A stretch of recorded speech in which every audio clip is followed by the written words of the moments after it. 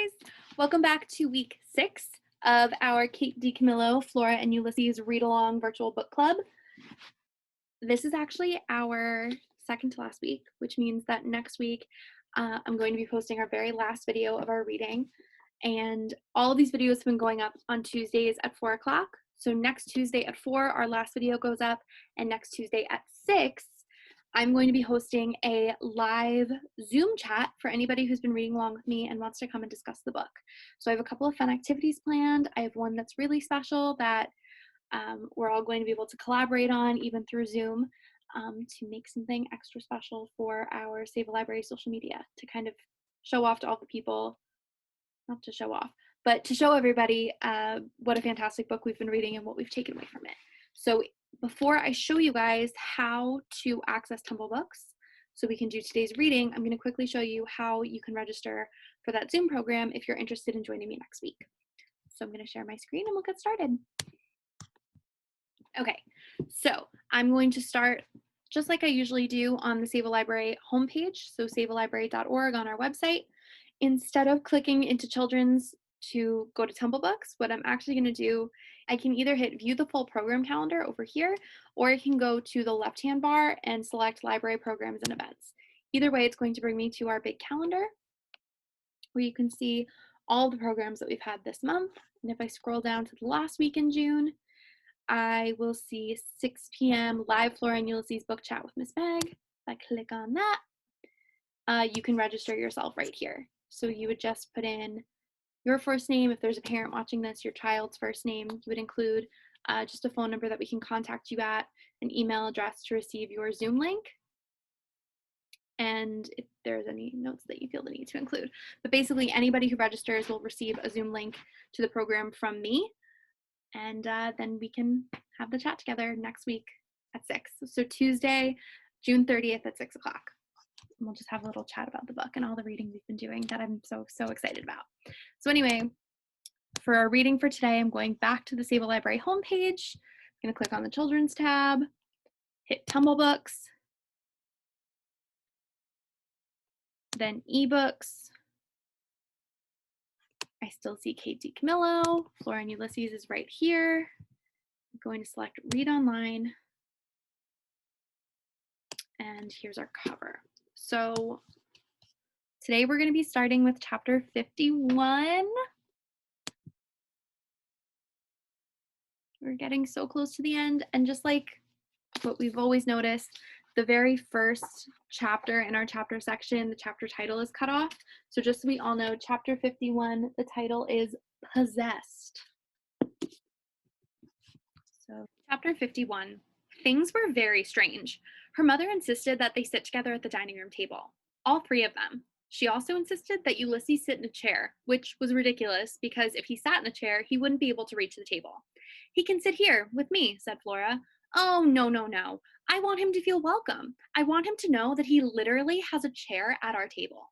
Her mother had held the chair out and Ulysses had climbed onto it, and then she slid the chair all the way under the table. It was enough to break your heart, watching his whiskered, hopeful face as it disappeared beneath the tablecloth. If her mother hadn't been acting so strange, Flora would have said something, would have argued more vehemently, but her mother was acting strange. Very, very strange. Not only was her voice robotic, she was also saying things that she never would have said before, expressing sentiments that seemed to be at odds with the mother Flora had always known. For instance, wanting a squirrel to have a chair at the table. For instance, encouraging Flora to have a second helping of macaroni and cheese. For instance, saying nothing about Flora's potential stoutness as Flora consumed the second helping of macaroni and cheese. It was almost as if her mother were possessed. Terrible things can happen to you had done an issue entitled Devils, Debooks, and Curses. Apparently, throughout history, people who acted strange had been accused of being inhabited by the devil or a demon, or an alien from outer space. According to Terrible Things, these people were, most likely, not possessed. Rather, their psyches had been pushed by extraordinary events to the breaking point, and they had experienced a sort of nervous collapse. And here we have Ulysses getting pushed under the table. Flora's guess was that a typing, flying squirrel was much more than Flora's mother's psyche could manage. She had been pushed to the brink. She was suffering from some kind of nervous breakdown. Either that, or she was possessed. Of course, Flora's father had been pushed to the brink too, but everything to do with Ulysses had affected him differently. It had cheered him up somehow. Maybe because the holy Bagumba-ness of it all reminded him of Incandesto and Dolores, and also of the possibility of impossible things. Can't I come live with you? Flora had said to her father when he left that night. Absolutely, you can come live with me, said her father, but your mother needs you now. She doesn't need me, said Flora. She said that her life would be easier without me. I think that your mother has forgotten how to say what she means, said her father. Plus, said Flora, she hates Ulysses. I can't live with someone who hates my squirrel. Give her a chance, said her father. Right, said Flora. As her father left the house that night, Flora had whispered the words of Dr. Meacham's goodbye to him, and even though there was no way he could hear her, Flora was disappointed when her father didn't turn around, back toward her. But anyway, here she was, giving her mother a chance, which, as far as Flora could tell, meant watching Phyllis Buckman use the candle on the dining room table to light cigarette after cigarette. Flora fully expected that at some point her mother's hair would catch on fire. What did you do when somebody's hair caught on fire? It had something to do with a throw rug. You beat them over the head with a throw rug. That was it. Flora looked around the dining room. Did they even own a throw rug? She caught sight of the little shepherdess standing at the bottom of the stairs. Marianne was looking at Flora and her mother with a jaded and judgmental eye. For once, Flora agreed with the lamp. Things were out of control. Her mother said, Well, it is such a delight to spend time with the members of my family, rodent and otherwise. But my head hurts, and I think I will go upstairs and rest my eyes for a while. Okay, said Flora. I'll clear the table. Lovely. So very thoughtful. After her strange mother climbed the stairs, Flora pulled back Ulysses' chair. He hopped up on the table and considered the plate full of macaroni and cheese. He looked at Flora. Go ahead, she said. It's for you. He picked up a single noodle and held it in his paws, admiring it. Watching him, Flora suddenly remembered a panel from The Illuminated Adventures of the Amazing Incandesto. It was a picture of Alfred T. Slipper standing at a darkened window. His hands were behind his back, and Dolores was on his shoulder, and Alfred was looking out the window and saying, I am alone in the world, Dolores, and I am homesick for my own kind. The squirrel ate the noodle and picked up another one. There was cheese sauce on his whiskers. He looked happy. I'm homesick, said Flora. I miss my father. Ulysses looked up at her. I miss William Spiver. Talk about a sentence you could never predict you would say. I even miss my mother, thought Flora, or I miss the person she used to be. It was dark outside. Her mother was upstairs. Her father was at the Blixen Arms. William Spiver was next door. The universe was expanding, and Flora Bell Buckman was homesick for her own kind. Chapter 52. Is there a word for that? He sat at the window of Flora's room and looked down at the sleeping Flora, and then up and out at the lighted windows of the other houses. He thought about the words he would like to add to his poem. He thought about the music at Dr. Meacham's house, the way the voices sounded, singing. He thought about the look on Mr. Claus's face when he went sailing backward down that hallway. Was there a word for that? Was there a word for all those things together? The lighted windows and the music and the terrified, disbelieving look on a cat's face when he was vanquished? The squirrel listened to the wind blowing through the leaves on the trees. He closed his eyes and imagined a giant donut with sprinkles on top of it and cream inside of it, or jelly maybe. He thought about flying. He thought about the look on Flora's face when her mother said that life would be easier without her. What was a squirrel supposed to do with all of these thoughts and feelings? Flora let out a small snore. Ulysses opened his eyes. He kept them open until the lights in the windows of the other houses went off one by one, and the world went dark except for a single streetlight at the end of the block. The streetlight fizzled into darkness and then flared back to life and then fizzled again. Darkness, light, darkness, light. What, Ulysses wondered, does the streetlight want to say? He thought about William Spiver. He thought about the word banished and the word homesick. He imagined typing the words and watching them appear on the paper, letter by letter. Flora had told him before she went to sleep that she thought it would be a good idea if he didn't type anything for a while, at least not on her mother's typewriter. It seems to provoke her, she said. I think your typing poems and flying around the kitchen kind of made her have a nervous collapse, or something. She said this, and then she gave him a sad look and closed the door to the bedroom. I closed the door as a reminder, okay? No typewriter, no typing. But what was a closed door to a superhero? He's flying across the room to the door and down the stairs and past Marianne, you stupid little shepherdess, and right to the typewriter. It was superhero time, or something. Chapter 53, A Sign. Flora was dreaming. She was sitting on the bank of a river. William Spiver was sitting beside her. The sun was shining, and a long way off there was a sign, a neon sign. There was a word on the sign, but Flora couldn't read it. What does the sign say? Flora asked. What sign? Said William Spiver. I'm temporarily blind. It was comforting to have William Spiver act just as annoying in a dream as he would in real life. Flora relaxed. She stared at the river. She had never seen anything so bright. If I were an explorer and I discovered this river, I would call it the Incandesto, said Flora. I think of the universe as an accordion, said William Spiver. Flora felt a prick of irritation. What does that mean? She said. Can't you hear it? Asked William Spiver. He tilted his head to one side. He listened. Flora listened too. It sounded as if someone a long way off were playing a toy piano. Isn't it beautiful? Said William Spiver. It doesn't sound much like an accordion to me, said Flora. Oh, Flora Bell, said William Spiver. You are so cynical. Of course it's an accordion. The sign was closer. It had moved somehow. The neon letters were blinking on and off and on and off, spelling out the words, Welcome to Blundermeeson. Wow, said Flora. What? Said William Spiver. I can read the sign. What does it say? Welcome to Blundermeeson, said Flora.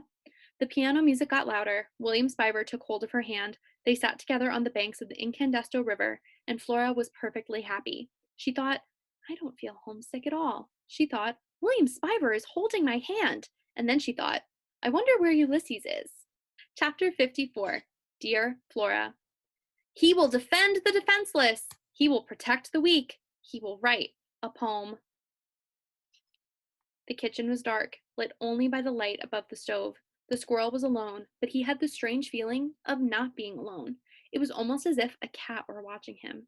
Had Mr. Claus tracked him down? Was he hiding in the shadows, waiting to exact his revenge?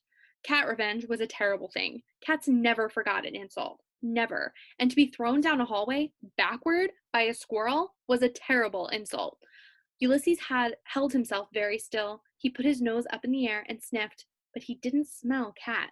He smelled smoke. Flora's mother stepped out of the shadows and into the muted light of the kitchen. So, she said, I see you helped yourself to my typewriter again. Put your little squirrel paws all over it. She took another step forward. She put the cigarette in her mouth and reached out with both hands and yanked the paper from the typewriter. The rollers screamed in protest. Flora's mother crumpled the poem, without looking at it, without reading one word of it, and dropped the paper on the floor. So, she said. She exhaled a ring of smoke, and the circle floated in the dim light of the kitchen, a beautiful, mysterious O. As he considered the cigarette smoke suspended in the air above him, Ulysses felt a wave of joy and sorrow, both things at once. He loved the world. He loved all of it. Smoke rings and lonely squids and giant donuts and Flora Bell Buckman's round head and all the wonderful things inside of it. He loved William Spiver and his expanding universe. He loved Mr. George Buckman and his hat and the way he looked when he laughed. He loved Dr. Measham and her watery eyes and her jelly sandwiches. He loved Tutti, who had called him a poet. He loved the stupid little shepherdess. He even loved Mr. Claus. He loved the world, this world, he didn't want to leave. Flora's mother reached past him and picked up a piece of blank paper and rolled it into the typewriter. You want to type, she said. He nodded. He did want to type. He loved typing. Okay, let's type. You are going to type what I say. But that went against the whole point of typing. Typing what someone else said. Dear Flora, said Flora's mother. Ulysses shook his head. Dear Flora, said Flora's mother again in a louder, more insistent voice. Ulysses looked up at her. Smoke exited her nostrils in two thin streams. Do it, she said. Slowly, slowly, the squirrel typed the words, Dear Flora. And then, stunned into a dumb willingness, he typed every terrible, untrue word that came out of Phyllis Buckman's mouth. The squirrel took dictation. Chapter 55, A Stone Squirrel. When he finished, Flora's mother stood over his shoulder, reading and nodding and saying, That's right, that ought to do it. There are a few misspellings, but then you're a squirrel. Of course you're going to misspell things. She lit another cigarette and leaned against the kitchen table and considered him. I guess it's time, she said. Wait here. I'll be right back. And he did as she said. He waited. She left the kitchen, and he simply sat there, unmoving. It was as if she had put a spell on him. It was as if typing the lies, the wrong words, had depleted him of all ability to act. Once, long ago, in a garden in springtime, Ulysses had seen a squirrel made of stone, gray, hollow-eyed, frozen. In his stone paws, he held a stone acorn that he would never get to consume. That squirrel was probably in the garden now, still holding that acorn, still waiting. I am a stone squirrel, thought Ulysses. I can't move. He looked over at the words he had typed. They were untrue words. Several of them were misspelled. There was no joy in them, no love, and worst of all, they were words that would hurt Flora. He turned slowly. He sniffed his tail. And as he sniffed, he remembered the words that Flora had shouted at him in the giant donut. Remember who you are! You're Ulysses! This helpful advice had been followed by a single powerful word: act. He heard the sound of footsteps. What should he do? What action should he take? He should type. He should type a word. But what word? F, F, L. No more typing. Dun, dun, dun, dun. That's the end of this section, so we're going to have to go back to our section menu. Okay, so I'm going to select chapter 56, and the very top is cut off, but the chapter title of chapter 56 is Kidnapped. She woke with a start. The house was incredibly dark, so dark that Flora wondered if she had gone temporarily blind. Ulysses, she said. She sat up and stared in the direction of the door. Slowly, the rectangular outline of it appeared, and then she could see that it was ajar. Ulysses, she said again. She got out of bed and went down the darkened stairs and past the little shepherdess. You stupid lamp, she said. She made her way into the kitchen. It was empty. The typewriter was unmanned, or unsquirreled. Ulysses, said Flora. She walked over to the typewriter and saw a piece of paper glowing white in the dim light. Uh-oh, she said. She leaned in close. She squinted. Dear Flora, I am terribly fond of you, but I hear the call of the wild, and I must return to my natural habitat. Thank you for the macaroni and cheese. Yours, Mr. Squirrel. Mr. Squirrel? Call of the wild? Terribly fond? It was the biggest lie that Flora had ever read in her life. It didn't look like Ulysses had written it at all. Only at the very end did the truth appear. 2 letters, F and L. That was Ulysses, she knew, trying to type her name one last time, trying to tell her that he loved her. I love you too, she whispered to the paper. And then she looked around the kitchen. What kind of cynic was she, whispering, I love you, to a squirrel who wasn't even there? But she did love him. She loved his whiskers, she loved his words, she loved his happiness, his little head, his determined heart, his nutty breath. She loved how beautiful he looked when he flew. She felt her heart seize up. Why hadn't she told him that? She should have said those words to him. But that didn't matter now. What mattered was finding him. Flora hadn't been reading The Criminal Element for 2 solid years for nothing. She knew what was going on. The squirrel had been kidnapped by her mother. She took a deep breath. She considered what to do, what action to take. In the event of a true and genuine emergency, an absolute and undeniable crime, the authorities must be notified immediately, said The Criminal Element. Flora was certain that this was a true and genuine emergency, an absolute and undeniable crime. Still, it didn't seem like a good idea to notify the authorities. If she called the police, what would she say? My mother kidnapped my squirrel? The Criminal Element. If for some reason the authorities are not accessible to you, then you must seek help in other quarters. Whom do you trust? Whom do you know to be a safe port in a storm? Flora suddenly remembered her dream, how warm William Spiver's hand had felt in her own. She blushed. Whom did she trust? Good grief! She trusted William Spiver! Chapter 57, Tutti to the Rescue. It was 2:20 a.m. The grass was heavy with dew. Flora was picking her way through the darkness. She was breathing heavily because she was carrying Marianne in her arms, and Marianne, for all of her pink cheeks and delicate features and excessive stupid frilliness, was incredibly heavy. Talk about stout, thought Flora. The Criminal Element. Can one reason with a criminal? This is debatable. But it is true that the rules of nursery school are often in good effect in the criminal world. What do we mean by this? We mean that if the criminal has something you want, then you must have something he wants. Only then is it possible for some kind of discussion to begin. There was nothing and no one that Flora's mother loved more than the lamp. Together, Flora and William Spiver would find her mother.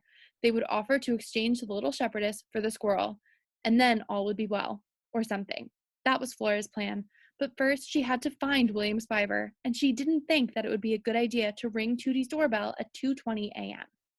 William Spiver? Said Flora. Here she was, standing in the dark, holding an unlit lamp and hoping that a temporarily blind boy would hear her call his name and come help her rescue a squirrel. A squirrel who, for a superhero, sure did seem to need a lot of rescuing. Things were pretty grim. William Spiver, she said again. William Spiver? And then, without really intending to, she started saying William Spiver's name over and over and over, louder and louder. William Spiver, William Spiver, William Spiver, William Spiver, William Spiver, William Spiver! There was no way he would be able to hear her, of course. She knew that, but she couldn't make herself stop. She just stupidly, idiotically, hopefully kept saying his name. Flora Bell? William Spiver, William Spiver, William Spiver. Flora Bell? William Spiver, William Spiver, William Spiver. Flora Bell! And there he was, standing at a darkened window, conjured, apparently, by her need and her desperation and her words, William Spiver. Or at least the shadow of William Spiver. Oh, said Flora. Hello. Yes, hello to you too, said William Spiver. How lovely of you to visit in the middle of the night. There's been an emergency, said Flora. Right, said William Spiver. Just let me put on my bathrobe. Flora felt a familiar prick of irritation. It's an emergency, William Spiver. There's no time to waste. Forget about your bathrobe. I'll just put on my bathrobe, said William Spiver, as if she hadn't said anything at all, and I'll be right there. Whatever there is, it is shockingly difficult to locate even the most obvious things when one is temporarily blind. The world is very hard to navigate when you can't see. Although, to be perfectly frank, I had trouble navigating the world even before the advent of the blindness. I've never been what you would call coordinated or spatially intelligent. It's not even that I bump into things. It's more that the things leap out of nowhere and bump into me. My mother says that this is because I live in my head as opposed to living in the world. But I ask you, don't we all live in our heads? Where else could we possibly exist? Our brains are the universe. Don't you think that's true, Florabelle? I said it's an emergency. Well then, I'll just put on my bathrobe and we'll sort it all out.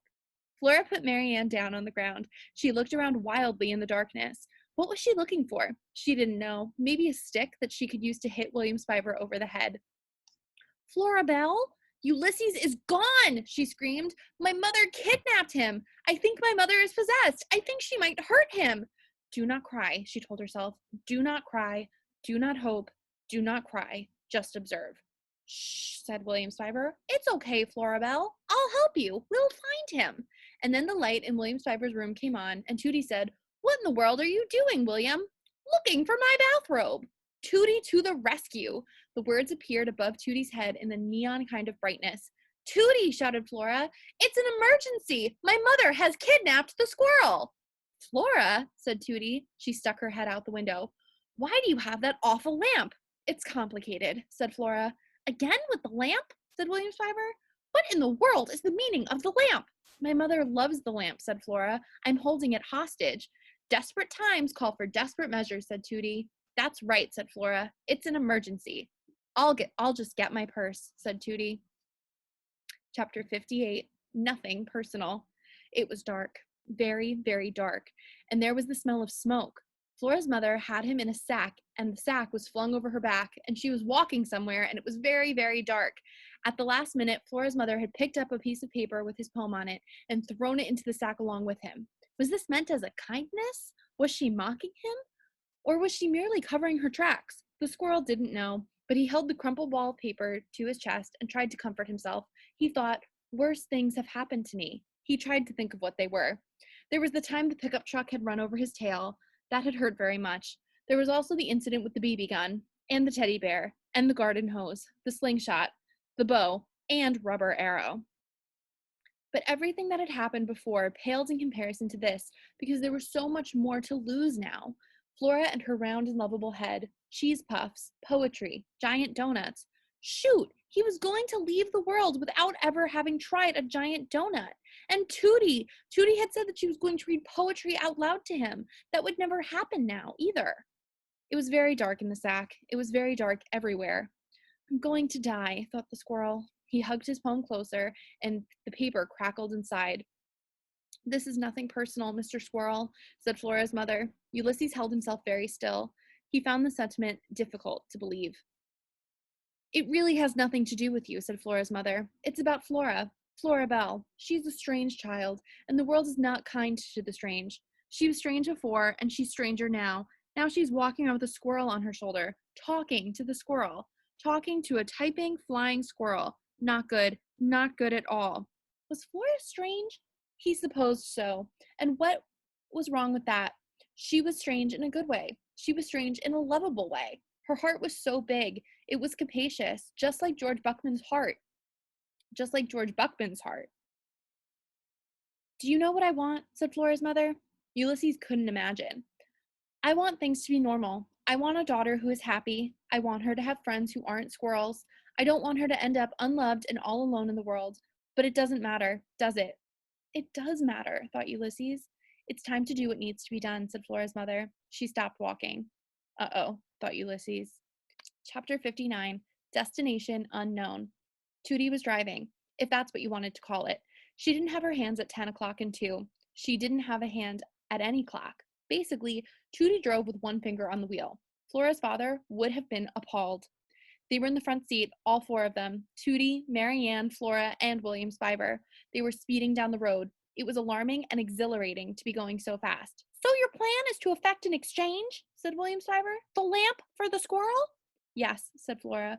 But, and please correct me if I'm wrong, we have no idea where the squirrel and your mother are. Flora hated the phrase, correct me if I'm wrong. In her experience, people only said it when they knew they were right. Ulysses! Tutti shouted out the open window. Ulysses! Flora could see the squirrel's name, Ulysses, flying out the car and into the night. A single beautiful word that was immediately swallowed up by the wind and the darkness. Her heart clenched. Why hadn't she told the squirrel she loved him? I hate to be the voice of reason, said William Spiver. Don't be, then, said Flora. But here we are, speeding down the road, and we are speeding, aren't we, Great Aunt Tutti? Surely we are exceeding the posted speed limit. I don't see a posted speed limit, said Tutti. She hollered Ulysses' name again. In any case, said William Spiver, it seems that we are going extremely fast, and we are speeding where exactly? We don't know. We are en route to an unknown destination, calling out the name of a missing squirrel all the while. It doesn't seem one bit rational. Well, what's your idea, said Flora. What's your plan? We should try to think where your mother would have taken him. We should be logical, methodical, scientific. Ulysses! Shouted Tutti. Ulysses! Screamed Flora. Saying his name won't make him appear, said William Spiver. But saying William Spiver's name over and over had made him appear. This, Flora knew, from terrible things can happen to you, was magical thinking, or mental causation. According to terrible things, it was a dangerous way to think. It was dangerous to allow yourself to believe that what you said directly influenced the universe. But sometimes it did, didn't it? Do not hope, Flora thought. But she couldn't help it. She did hope. She was hoping. She had been hoping all along. Ulysses! She shouted. The car slowed down. What now? Said William Spiver. Have we spotted something squirrel-related? Tutti used a single finger to steer the car to the side of the road.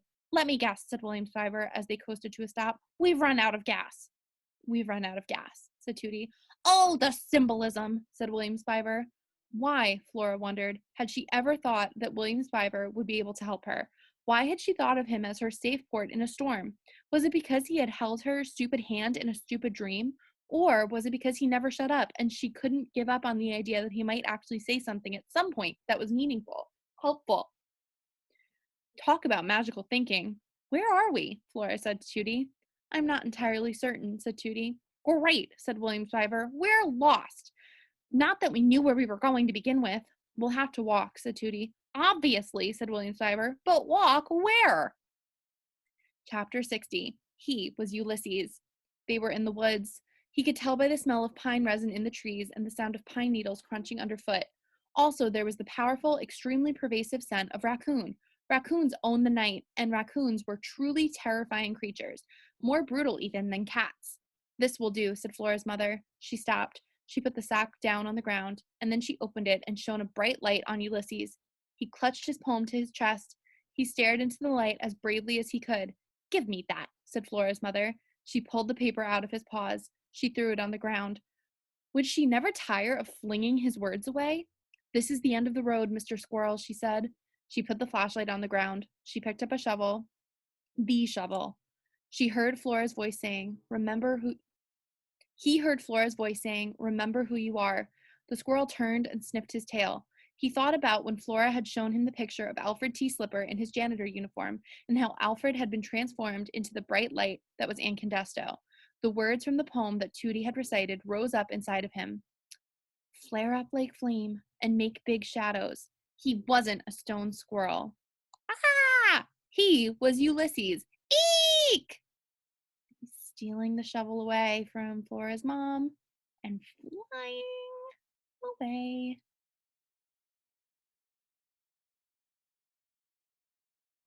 And dropping the shovel, and he's flying off into the night. So that's ending on a really big cliffhanger. So don't forget to tune in next week for our very last session. The last 6 chapters, I think, and an epilogue are going to be in our next video that goes up next Tuesday at 4 o'clock, and then next Tuesday at 6 o'clock, we have our live Zoom discussion. So don't forget to sign up for that if you're interested in coming and talking about the fantastic book we've been reading all this time. Have a great week.